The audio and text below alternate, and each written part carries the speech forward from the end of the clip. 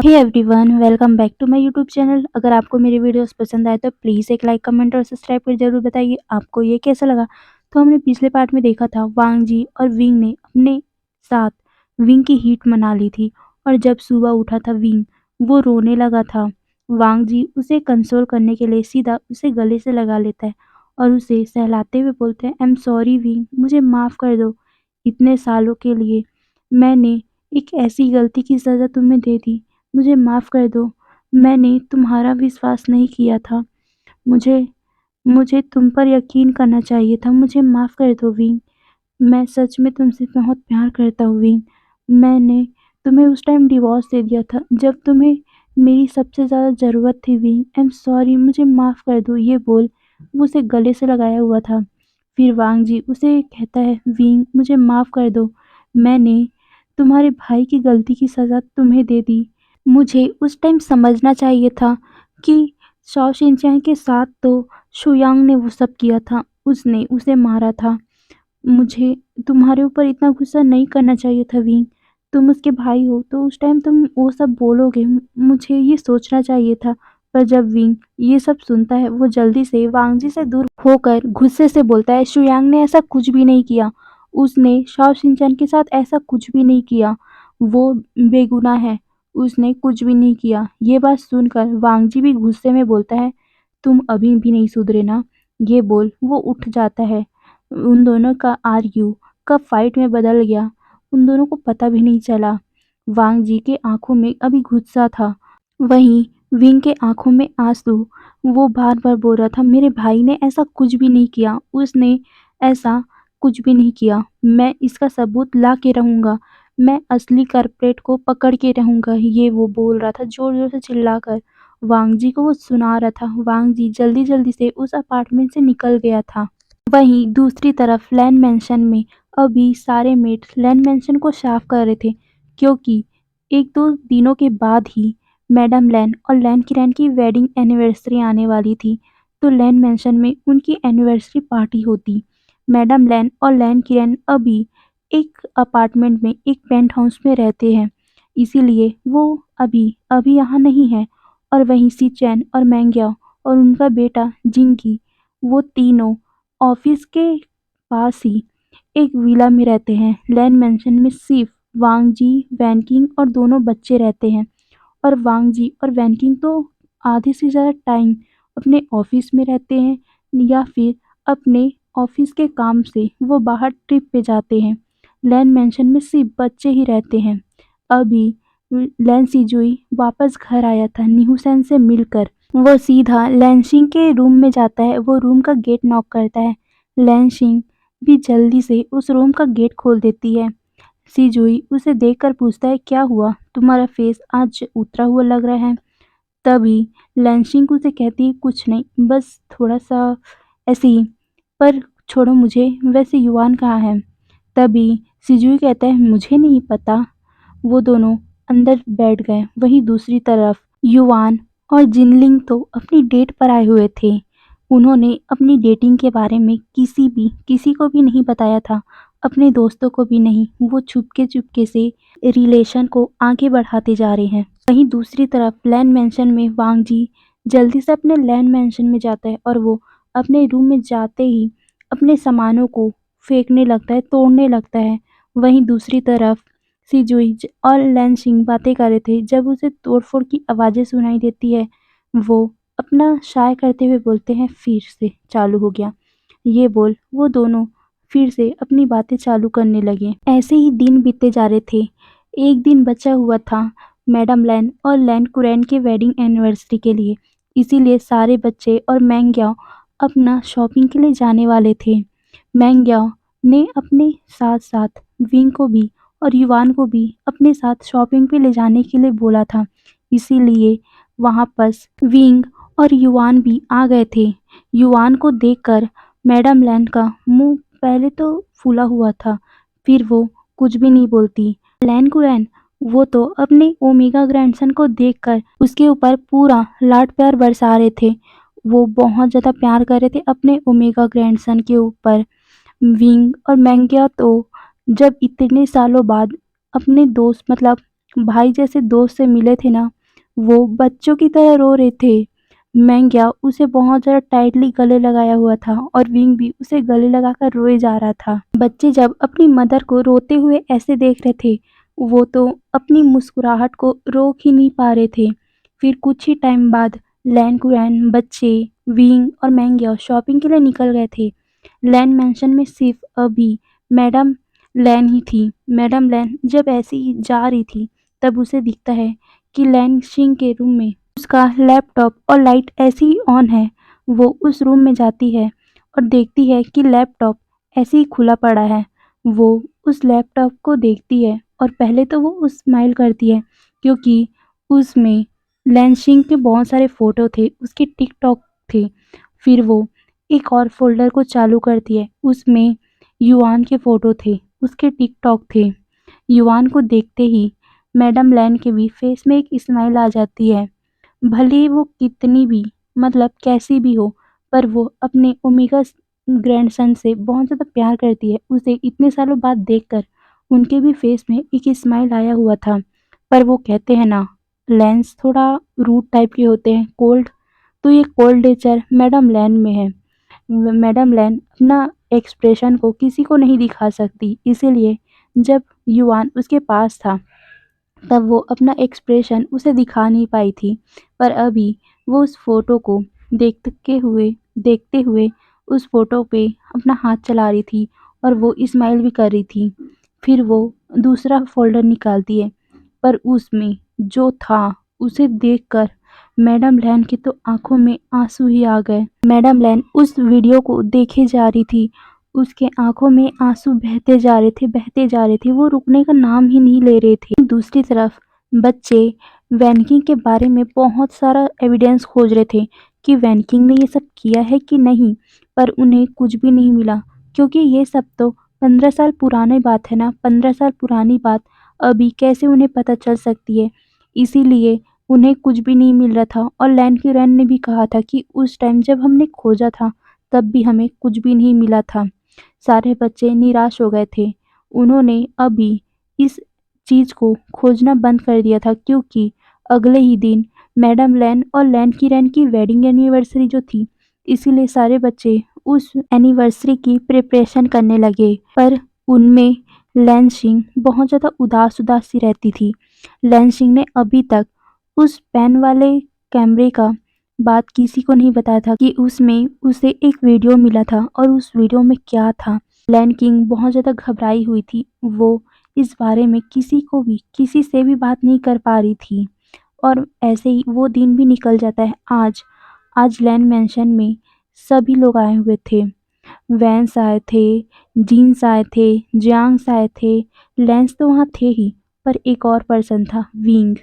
हाँ, विंग को भी इस पार्टी में इनवाइट किया गया था। सारे लोग शॉक थे कि मैडम लैन ने कैसे विंग को और शॉन्ग लैन को बुलाया हुआ था। हाँ, इस पार्टी में शॉन्ग लैन को भी मैडम लैन ने बुलाया था, बहुत ज़्यादा रिक्वेस्ट करके। सारे लोग इस पार्टी में इनवाइटेड थे। सारे लोग हंसी मजाक कर रहे थे, लेडीज गॉसिप कर रहे थे, जेंट्स ड्रिंक कर रहे थे, बातें कर रहे थे, बच्चे खेल रहे थे, कूद रहे थे, मेकअप करवाने के लिए अपने मेकअप रूम में बैठे हुए थे और कुछ लोग तो डांस कर रहे थे, ड्रिंक कर रहे थे, खाना खा रहे थे। सारी तरफ बस चहल पहल ही थी। तभी वहां पर सीचैन आता है। सीचैन सबको मतलब वाइन दिखाते हुए अपनी मदर और अपने फादर को चीयर्स करता है, उनकी बधाई देता है। वहीं पर वांगजी भी आता है। वांगजी भी वैसे ही अपनी वाइन को दिखाते हुए उन्हें बधाई देता है। बच्चे भी पीछे पीछे आ जाते हैं, पर वहाँ पर युवान नहीं था। युवान पीछे में खड़ा हुआ था, मतलब नीचे में खड़ा हुआ था। उसे डर था कि मैडम लैन मतलब उसकी ग्रैंड माँ उसे पसंद नहीं करती, तो उन्हें अच्छा नहीं लगेगा, इसीलिए वो नहीं जाता। उसे बहुत बुरा लग रहा था। उसे ऐसे देखकर विंग को भी बहुत ज़्यादा बुरा लग रहा था कि उसकी फैमिली पूरे ऊपर में खड़ी है, पर बेचारा वो नीचे में है। और वांगजी को भी अपने ओमेगा सन के लिए बहुत ज़्यादा बुरा लग रहा था। पर तभी अचानक से ऐसा कुछ हुआ कि सारे लोग शॉक हो गए, यहाँ तक कि विंग और युवान भी शॉक हो गए। मैडम लैन युवान के पास जाती है और उसे गले से लगा लेती है। उसके आंखों में आंसू थे। वो उसे बहुत ज़्यादा टाइट गले लगाए हुई थी। उसकी आँखों से आँसू बार-बार गिरते ही जा रहे थे।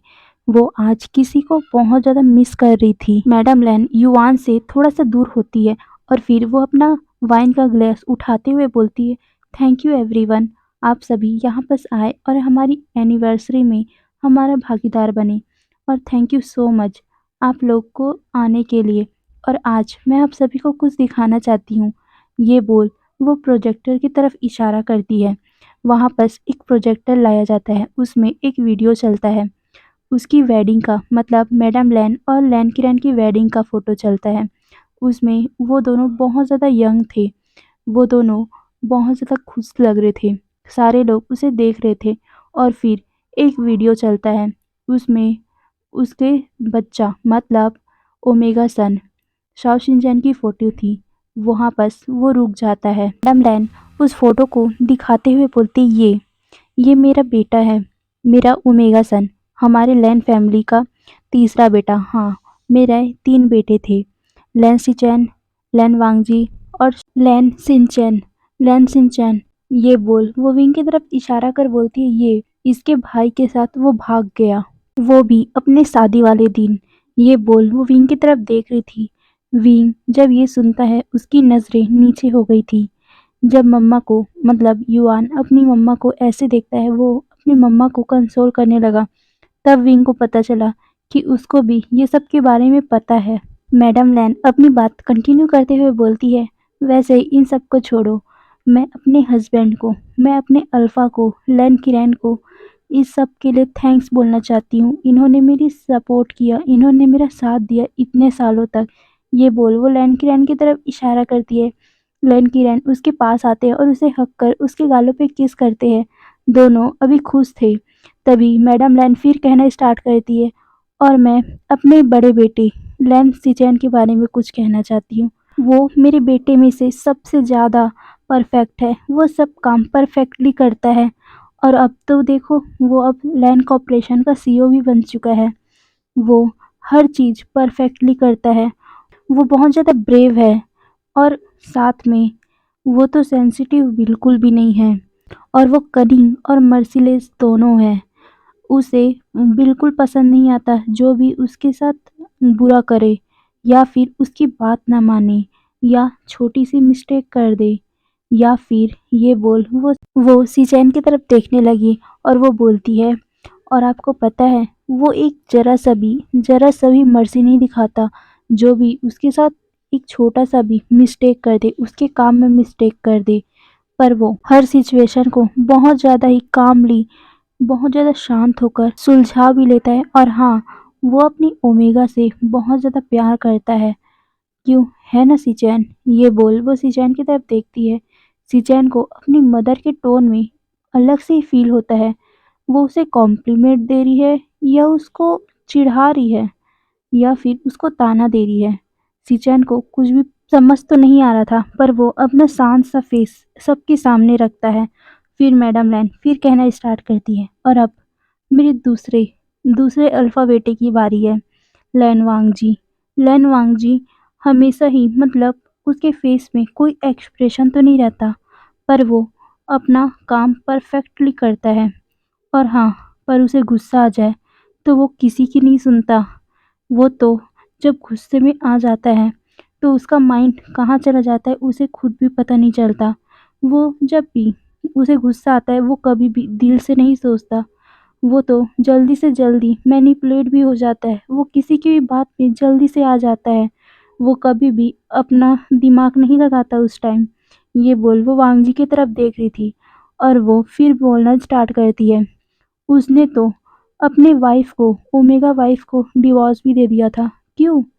क्योंकि उसके भाई ने, उसके ओमेगा के भाई ने हमारे बेटे मतलब अपने ही देवर को भगाने में अपने भाई की मदद जो की थी, इसीलिए उसने अपनी वाइफ को, जिसने बच्चों को जन्म दिया था, उसके बच्चे सिर्फ 2 साल के थे, तब उसने अपनी ओमेगा को छोड़ दिया था। क्यों वांगजी? ये बोल वो वांगजी की तरफ देखती है। वांगजी का मुँह मतलब वो क्या बोले, उसका वर्ड ही नहीं निकल रहा था। तभी मैडम लाइन फिर से बोलना स्टार्ट करती, और अब अब मैं अपने ओमेगा बेटे लैन सिंह चैन के बारे में बताती हूँ। वो बहुत ज़्यादा ब्यूटीफुल था। वो सबसे सुंदर बेटा था मेरा और सबसे ज़्यादा लाडला भी। इस पूरी फैमिली में सब सब उससे बहुत प्यार करते थे। वो तो सुंदर के साथ साथ काइंड हार्टेड भी था। पर हाँ, वो शुयांग के साथ भाग गया, हमारी पूरी फैमिली का नाम डुबोकर। पहले तो मुझे बहुत गुस्सा आया था, पर मैं क्या कर सकती हूँ? वो मेरा बेटा है। मुझे कितना भी उस पे गुस्सा आए, पर प्यार करना तो मैं उसे छोड़ नहीं सकती ना। वो मेरा बेटा है, मेरा खून है वो, तो मैं कैसे उससे नफ़रत कर सकती हूँ? इतने साल इतने साल मैंने ये सोचकर निकाल दिए कि वो मेरा बेटा अपने बच्चों और अपने पति के साथ, अपने अल्फा के साथ खुश होगा। पर ये बोल वो एक दर्द भरी स्माइल करती है और फिर बोलना स्टार्ट करती है। पर कुछ टाइम मैं कभी-कभार तो सोचती हूँ, मैं उसे कर्स भी करती हूँ, क्योंकि उसके कारण मेरे बेटे दूसरे अल्फा बेटे का डिवोर्स हो गया, उसकी वाइफ के साथ, उस वाइफ के साथ जिससे वो इतना प्यार करता था, जिसके कारण उसने मुझसे लड़ाई किया था। पर ये बोलते टाइम उनकी आवाज़ लड़खड़ाने लगी। उनके आवाज़ में ऐसा दर्द था कि कोई समझ भी नहीं पाता। सारे लोग कन्फ्यूज़ थे कि यहाँ हो क्या रहा है, कौन-सा ड्रामा चल रहा है, और सारे बच्चे भी कन्फ्यूज़ थे। और लैंसिंग तो बहुत ज़्यादा डर रही थी कि क्या क्या होगा अब भी। मैडम यूँ कहती है, क्या हुआ है तुम्हें? क्यों ऐसा बिहेव कर रही हो? तभी मैडम शाओ भी कहती है, तुम क्या सोच रही हो अपने ओमेगा सन को यहाँ लाने के लिए? तुम क्या उसे और उसके बच्चों को यहाँ लाने वाली हो? तुम जानती हो मैडम लैन, तुम्हारे बच्चे के कारण मेरा बच्चा अभी तक दूसरी शादी करने के लिए माना नहीं है, और तुम उसे अपने घर ला रहे हो। ये बोल वो मैडम लैन की तरफ देख रही थी और वो बोलती है, तुम्हारे कारण, तुम्हारे उस सन के कारण मेरे बच्चे की पूरी जिंदगी डिस्ट्रॉय हो गई है। तभी मैडम यू भी उनका साथ देते हुए बोलती है, हाँ मैडम लैन, वो सही है, मिसिस शॉ सही है, वो सही कह रही है। लैंस ने जब अपनी फैमिली लिस्ट से तुम्हारे बेटे का, मतलब तुम्हारे ओमेगा सन का नाम हटा दिया है, तो अब उस बारे में बात करना ही क्यों है? ये बोल वो मैडम लैन की तरफ देख रही थी। भी मैडम लैन उसकी तरफ देखते हुए बोलती है, मैडम यू की तरफ देखते हुए बोलती है, क्यों? तुम कुछ सोच रही हो क्या? क्या ये सच है? तुम्हें कुछ पता है? ये बोल वो मैडम यू की तरफ देख रही थी। तभी वांगजी भी कहते हैं, मॉम आप ये सब के बारे में क्यों बात कर रही हो? पास्ट पास्ट था, आप उसे भूल जाइए। तभी सिचैन भी कहता है, हाँ मॉम, प्लीज़ उसे छोड़ दीजिए, चलिए ना पार्टी एंजॉय करते हैं। तभी मैडम लैन गुस्से में बोलती है, क्यों? नहीं, आज ये सब चुप नहीं होगा। वो सबकी तरफ देखते हुए बोलती है, मैं चुप क्यों रहूं? क्यों रहूं मैं? तुम लोग अपने आप को ज़्यादा स्मार्ट समझते हो? क्या सोचते हो तुम लोग? तुम लोगों को ऐसा लगता है कि हम सब मूर्ख हैं? मैं मूर्ख हूँ? ये बोल वो उन लोगों को गुस्से में देख रही थी। वो अपने बात को कंटिन्यू करते हुए बोलती है, 15 साल, 15 साल तक तुम लोगों ने मुझसे सच छुपाया। 15 साल तक तुमने मुझसे मुझसे मेरे बच्चे का सच छुपाया। क्यों? ये बोल वो गुस्से में देख रही थी, पर वो फिर बोलना स्टार्ट करती है, पर सच सच सबके सामने आ ही जाता है, भले ही कितना टाइम लगे, पर जस्टिस जस्टिस सबको मिल के रहता है। सिचैन, ये बोल वो सिचैन की तरफ देख रही थी। फिर मैडम लैन अपने आप को शांत करती है। फिर वो बाकी जो गेस्ट थे उनकी तरफ देखकर बोलती है, आप लोग, मैं आप सभी को कुछ दिखाना चाहती हूँ, एक वीडियो। मैं चाहूँगी कि आप लोग ध्यान से उसे देखिएगा। ये बोल वो स्क्रीन पर एक वीडियो लगा देती है। सारे लोग वहाँ शांत होकर उस वीडियो को देखने लगे। उस वीडियो में वही वही वीडियो था जो लैन किंग उस पैन कैमरे से देख रही थी। हाँ, ये पैन कैमरा सिंह चैन का था। तो चलो, आज हम लोग उस वीडियो में क्या है वो भी देख लेते हैं। सिंह चैन ग्राउंड पे लेटा हुआ था, उसके सारे कपड़े बिखरे हुए थे, कहीं से फटा था तो कहीं पर मिट्टी लगी हुई थी। उस दिन बहुत ज़्यादा बारिश हो रही थी। उस दिन थंडर भी चल रही थी। तभी एक पर्सन का बूट नज़र आता है। वो एक ब्लैक कलर का बूट पहना हुआ इंसान था। उसका फेस तो नज़र नहीं आ रहा था, पर उसके सामने में 2 इंसान थे, जिसे देखकर शो शिनचैन कहता है, दगा, ये बोल। वो उस पर्सन की तरफ देख रहा था। तभी वो इंसान कहता है, मैंने तुम लोगों से क्या कहा था? वो उन दोनों गार्ड से बोलता है, मैंने तुम दोनों से कहा था इसे मार डालो, पर तुम दोनों अभी तक इसे मार नहीं पाए हो। वो गार्ड्स कहते हैं, पर पर बॉस, ये बोल। वो उस सांग सिंचैन को देख रहे थे। तभी वो पर्सन अपने बेल्ट के पास से एक नाइफ निकाल के उन दोनों गार्ड्स का गला काट देता है, जिसका छींटे मतलब जिसके खून की छींटे उस पर्सन के पूरे फेस में आके लग जाती है। वो पर्सन उस खून को साफ करते हुए बोलता है, यू बास्टर्ड, ये बोल। वो उसके उस खून को अपने फेस से साफ करता है। अब उस फेस को क्लियरली देखा जा सकता था। वो फेस वो फेस लैन सिचैन का था। तो चलिए गाइस, आने वाले पार्ट में देखेंगे आखिर क्यों सिचैन ने अपने ही भाई को मारा। तो ये जानने के लिए बने रहिए मेरे साथ इस वीडियो में। ओके, आज के लिए इतना ही। Bye bye.